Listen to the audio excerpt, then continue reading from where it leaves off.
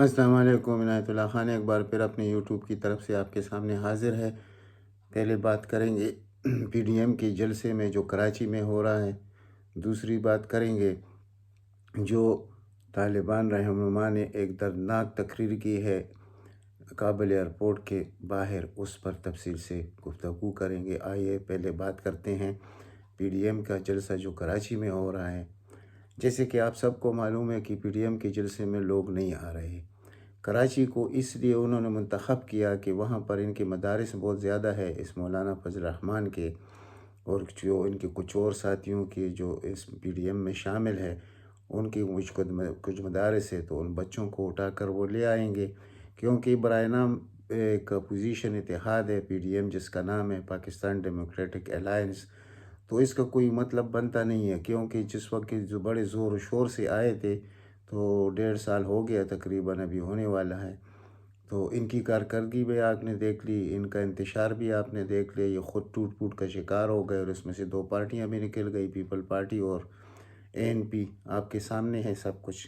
تو اسی طرح مریم نواز کے جو بیانات آئے تو اس سے جو مسلم لیگ نون کے کچھ لوگ ہیں تو یعنی لیڈروں کے، باقی تو عام لوگ تو بہت ناراض ہیں ان کے اپنے پارٹی کے، لیکن جو ان کے خاص رہنما ہے وہ بھی اس کی طرف توجہ نہیں دے رہے کہ ہم ملک دشمنی نہیں کر سکتے، اور بہت جلد آپ سن لیں گے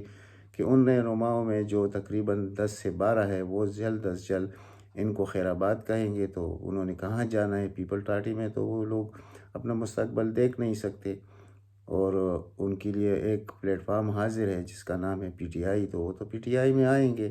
یہ سب کو معلوم ہے، اور چند دنوں میں آپ کو پتہ چل جائے گا۔ میری بات کو آپ انشاءاللہ یاد رکھیے گا، یہ سب کچھ آپ کے سامنے ہوگا۔ تو میرا مقصد صرف یہ ہے کہ یہ اگر کامیاب جلسہ قرار دیں گے، جیسے اپوزیشن ان کا یہ جو میڈیا ہے پیڈ ان کا بڑا چڑھا کر تو پیش کرتے ہیں، اور ان کو طریقے آتے ہیں کہ چھوٹے سے جلسے کو بڑا کیسے پیش کیا جاتا ہے، تو اس سے ہمیں عوام کو کوئی فرق نہیں پڑتا۔ ان کو اپنا زور خود بھی معلوم ہے کہ ان کا کتنا زور ہے، اگر یہ کچھ کر سکتے تو کہ انجانا آدمی جو آیا ہوا ہے اس ملک کا وزیر اعظم ہے، یعنی کہ باہر کا آدمی ہے، اس کلاس کا آدمی نہیں ہے، ان کے کیلیبر کا آدمی نہیں ہے، ایک مختلف قسم کا انسان ہے، ضدی بھی ہے، اڑیل بھی ہے، اور اپنے بات پر ڈٹا رہنے والا شخص ہے، یہ اس کا کچھ بگاڑ نہیں سکتے۔ اگر یہ کچھ بگاڑ سکتے تو یہ بہت پہلے کر لیتے، کیونکہ یہ جو اتحاد ہے یہ کوئی فطری اتحاد ہے نہیں، یہ صرف اور صرف اتحاد ہے صرف بغض عمران میں، تو انشاءاللہ اس میں یہ کامیاب نہیں ہو سکتے۔ اور یہ تو اس ٹرم کی بات کر رہے ہیں کہ اس ٹرم میں ہم اس کو چلتا کریں گے، یہ ٹرم تو ابھی 2 سال ہے صرف، اب اگلے 10 سال کا خیر یہ منائیں کہ 10 سال بھی ابھی اور موجود ہے، اور اس وقت جب عمران ہوگا وہ کسی اور شکل میں ہوگا، بہت خطرناک اور بہت طاقتور عمران خان ہوگا۔ تو پھر آپ خود دیکھ لیجئے کہ جب ایسا ہوگا تو پھر انشاءاللہ اس ملک کی خدمت جیسے اس کا مشن ہے وہ اس حساب سے کر سکے گا، جو اس وقت اس کے ہاتھ بندے ہوئے ہیں بعض وجوہات کی بنا پر، جو میں روز آپ کے ساتھ ڈسکس کرتا ہوں کہ کیوں کچھ نہیں کر سکتا، اور جو کر رہا ہے وہ بھی حد سے زیادہ ہے، یعنی اس تن میجارٹی کے ساتھ وہ جو کچھ کر رہا ہے، یہ اگر کوئی اور پارٹی ہوتی تو بہت پہلے بھاگ جاتی، اور ان سے یہ ملک، اور بلکہ یہ جو مہنگائی کا رٹ لگایا ہوا ہے یہ اس سے 10 گنا زیادہ ہوتا، وہ ان کو بھی پتہ ہے سب کچھ، اور ان کے خود اپنے جو ابھی اس نے استعفیٰ دے دیا مسلم لیگ نون سے، مفتیٰ اسماعیل نے جو ان کا وزیر خزانہ تھا، اس کے اپنے بیان ہے کہ ہم نے اس ملک کو گورنیبل نہیں چھوڑا، اگر جو بھی آئے گا تو اس میں دنس جائے گا، لیکن یہ کپتان اس میں دنسا نہیں، اس نے ان مشکلات سے جو انہوں نے پیدا کیے تھے اس سے تو نکال لیا، ابھی صرف ایک مہنگائی کا مسئلہ رہ گیا، انشاءاللہ یہ حل ہو جائے گا، لیکن قوموں کی تاریخ میں سال 2 سال یہ کوئی اتنی بڑی بات نہیں ہوتی،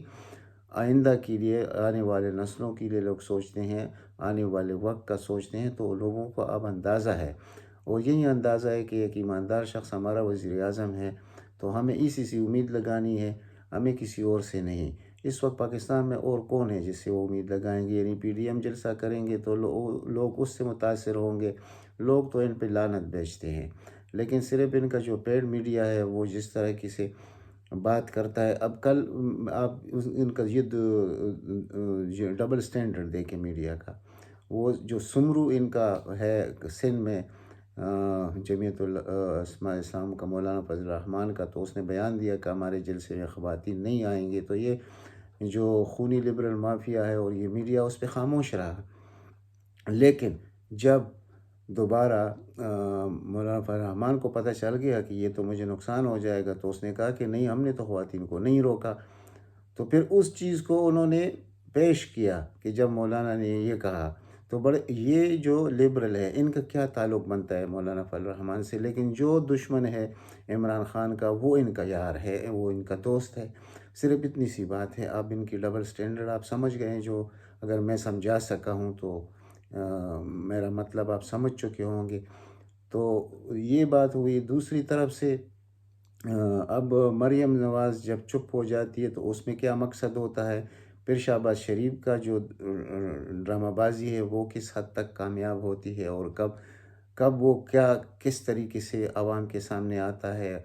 پھر کہتا ہے کہ میں نے سب کے ساتھ مل کر چلنا ہے۔ سب کے ساتھ مل کر چلنے کا کیا مقصد ہے؟ کہ عمران خان اس کے ساتھ ہاتھ ملا لے گا؟ عمران خان کو ایسی حکومت نہیں چاہیے جو چوروں لٹیروں کو کے ساتھ ہاتھ ملائے گا۔ اس نے وعدہ کیا تھا کہ میں ان کو جیلوں میں ڈالوں گا، ان کو رلاؤں گا، انہوں نے اس ملک کو لوٹا ہے، وہ کام اس نے پورا کر کے دکھایا۔ جو کچھ اس نے کہا تھا وہ کر کے دکھایا۔ اگر ہمارے آئینی ادارے کمزور ہے تو اس کا ذمہ تو عمران خان کے نام نہیں آ سکتا، نہ اس کی ذمہ داری تو اس پہ نہیں آ سکتی۔ لیکن پھر بھی یہ لوگ نہیں بچیں گے، کیونکہ وہ اتنے زیادہ کیسز ہیں، ان کی اتنی کرپشن کی داستانیں ہیں کہ وہ تو اس کے لیے 100 سال چاہیے، جو اس کو ریلیف دے گا بھی تو اتنا سال تو اس کو چاہیے۔ اور اس میں یہ سب کچھ دونوں ہاتھوں سے انہوں نے جو کچھ کیا ہے، جیسے لوٹا ہے اس ملک کو، یہ کیسز ختم ہونے والے نہیں ہیں۔ اب انہوں نے ایک نیا شوشہ چھوڑ دیا ہے کہ ایک صحابی میں سن رہا تھا جو ان کا اپنا لے پالک ہے، اس نے کہا کہ اگر کوئی بھی وہ مطلب بچ نہیں سکتا، مریم نواز بھی اہل نہیں ہو سکتی، دوسرا بھی نہیں ہو سکتا، ان کا والد بھی نہیں ہو سکتا، تو جنید صفدر تو موجود ہے۔ یعنی اب ان کی کمزوری یہاں آپ دیکھ لیں کہ ایک 25 سالہ لڑکے سے انہوں نے یہ امید باندھنا شروع کر دیا کہ وہ سیاست سیکھے گا اور پھر وہ اقتدار میں آئے گا۔ اس کا تو یہ ایک چیز ہے جو اس دن اس نے اپنے شادی میں گانا گایا، اور اسپیڈ میڈیا نے اس کو بہت بڑا پیش کر دیا کہ بہت سریلی آواز ہے، تو اس کو پھر وہ جاب اختیار کرنا چاہیے، اور ان کا کام ہی یہی رہے گا، اس سے زیادہ کچھ نہیں ہوگا۔ کوئی گانے گائے گا، کوئی ناچے گا، کوئی کیا کرے گا، ان کا یہی رہ گیا ہے بس، یا جیل ہے ان کے لیے، اس کے علاوہ تو کوئی اور چیز ہے نہیں۔ تو اب اس سے وہ دلی ہنوز دور است والی بات ہے کہ اب جنید صفدر، اور وہ بھی آ کر پاکستان کا وزیر اعظم بنے گا۔ یہ پاکستان کوئی مطلب بنانا اسٹیٹ ہے کہ یہ بس اس طرح، یہ پاکستان کا چھٹا بڑا قوت ہے۔ یہ لوگوں کو سمجھ آنی چاہیے، یہ اتنا کمزور ملک نہیں ہے کہ اس میں آپ ایسے لوگوں کو اقتدار میں لائیں گے اور دوسرے لوگ خاموش رہیں گے۔ اس ملک کو پالنے والے موجود ہیں، اللہ تعالیٰ کے بعد یہ بہت محفوظ ہاتھوں میں ہے۔ اس ملک کے ساتھ کچھ نہیں ہو سکتا۔ اس قسم کے لوگ، یہ دو خاندان جو بار بار میں کہتا ہوں کہ زندگی میں کبھی ہو ہی نہیں سکتا کہ یہ دوبارہ اقتدار میں آئیں گے، اگر ان کے ساتھ جو ابھی M N Es M P Es ہے، جس میں تیار بھی کچھ بیٹھے ہیں، بہت زیادہ ہے، وہ توڑے نہیں ہیں، وہ کسی وقت بھی ان کو چھوڑ کے جائیں گے، اور پی ٹی آئی سے مل کر ان کے ساتھ قانون سازی میں بھی شریک ہوں گے، سب چیزوں میں شریک ہوں گے۔ لیکن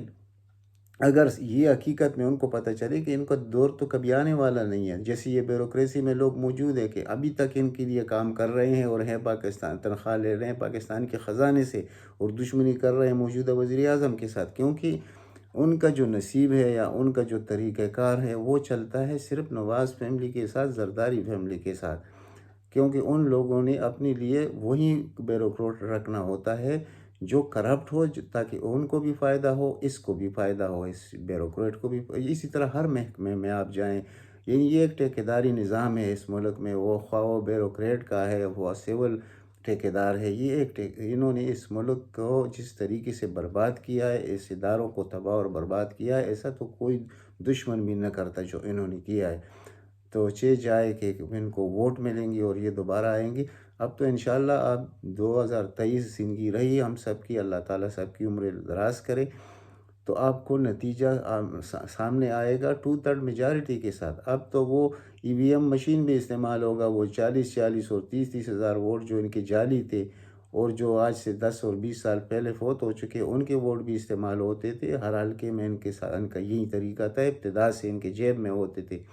یہ ووٹ۔ اور دوسری طرف وہ جو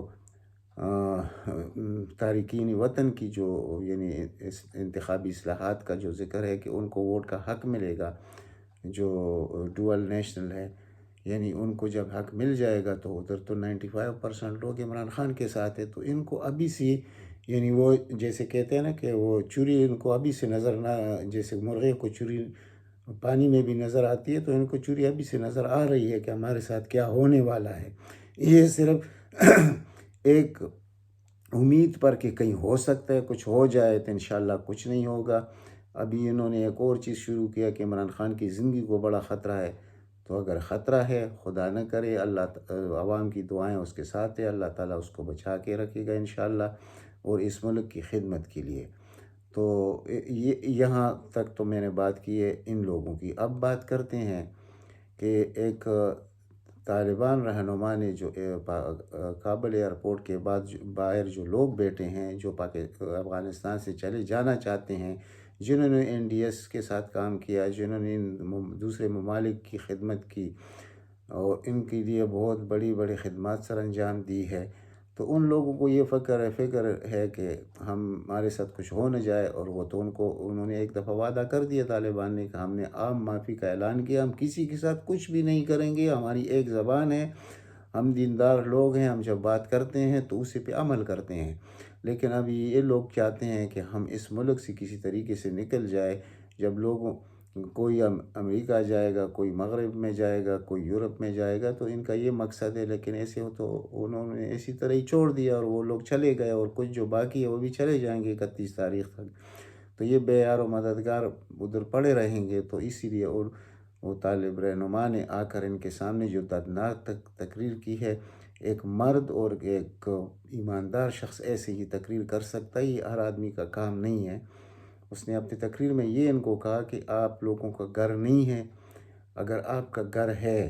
اور آپ کے پاس سب کچھ ہے اور آپ اس اپنے ملک کو اپنا ملک سمجھتے ہیں اور ہمیں بھی اپنا بھائی سمجھے، ہم آپ کے دشمن نہیں ہیں، ہم کسی سے کوئی انتقام نہیں لیں گے،